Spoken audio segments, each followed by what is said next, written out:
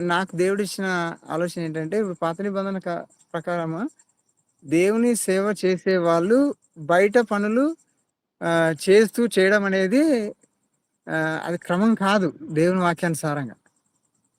కంప్లీట్‌గా దేవుని పరిచర్యనే చేయాలి అని పాత నిబంధన మనం చూస్తాం. అయితే నా నా ఆలోచన ఏంటంటే దేవుని పరిచర్య చేసే వాళ్ళు ఎవరైనా సరే ఖచ్చితంగా ఆహ్, ఉ ఉద్యోగాన్ని వదిలేసి దేవుని సేవ చేయాలి. అలా చేసే వాళ్ళే నమ్మకంగా చేస్తారు.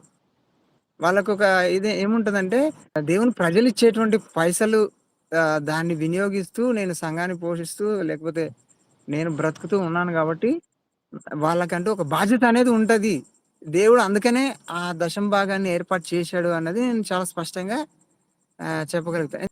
అదే ఉద్యోగం చేసే వాళ్ళకి ఎలా ఉంటదంటే, వాళ్ళకి బాధ్యత ఉండదు. అదొక కేర్‌లెస్ లాగుంటది వాళ్ళకు. ఎందుకంటే, అది వాళ్ళ తప్పు గాదు. వాళ్ళు ఏదైతే తీర్మానం తీసుకొని నేను ఉద్యోగం చేస్తూ దేవుని సేవ చేయాలని తీసుకున్నారో, ఆ ఉద్యోగమే వాళ్ళకి అలాంటి పరిస్థితిని తీసుకొస్తుంది అని గూడా చెప్పగలగొచ్చు.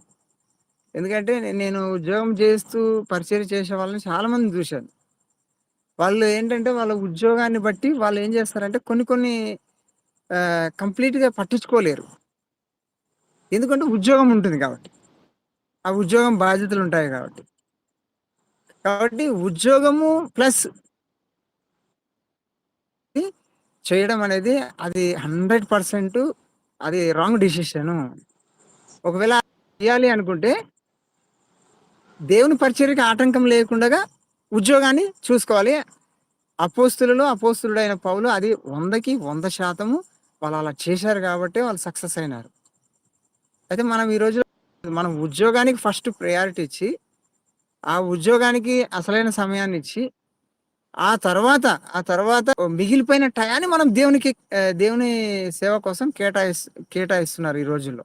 వాళ్ళనేం తప్పు పట్టట్లేదు వాళ్ళని. నా ప్రశ్న. దశమ భాగం అనేది దేవుని సేవ చేసేవాడికి దేవుడు ఏర్పాటు చేసినటువంటి అది వాళ్ళని పోషించుకోవడానికి. వాళ్ళకది స్వాస్థ్యంగా గూడా దేవుడు ఏర్పాటు చేసాడు. సంఖ్యాకాండము 18వ అధ్యాయము 21వ వచనంలో అదే చెప్తాడు. ఏమంటాడంటే, వారికి ఇశ్రాయేలు ద్వారా దశమ భాగం ఇస్తే, ఆ దశమ భాగం వారికి స్వాస్థ్యంగా ఉంటుంది.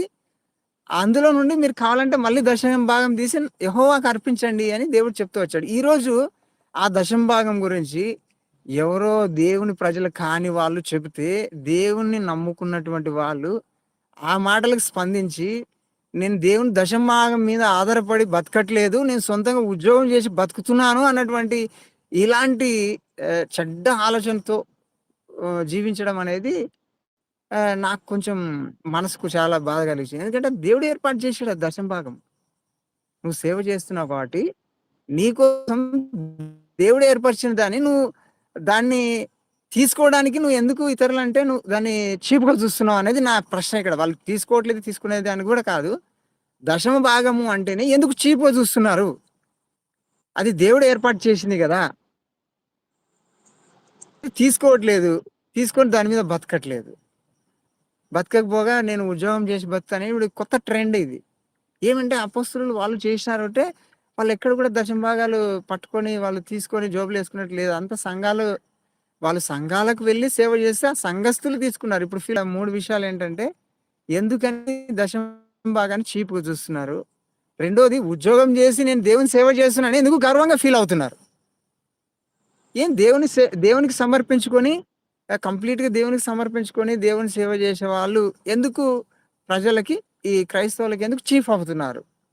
ఈ 3 ప్రధానమైన ప్రశ్నలు బ్రదర్. వీటికి మరి వ్యూవర్స్ గూడా కావచ్చు, ఈ లైవ్ చూసిన వాళ్ళు ఎవరైనా సరే ఖచ్చితంగా చెప్పాలి ఖచ్చితంగా. ఎందుకు వీటి విషయంలో ఇలా స్పందిస్తున్నారు మీరు?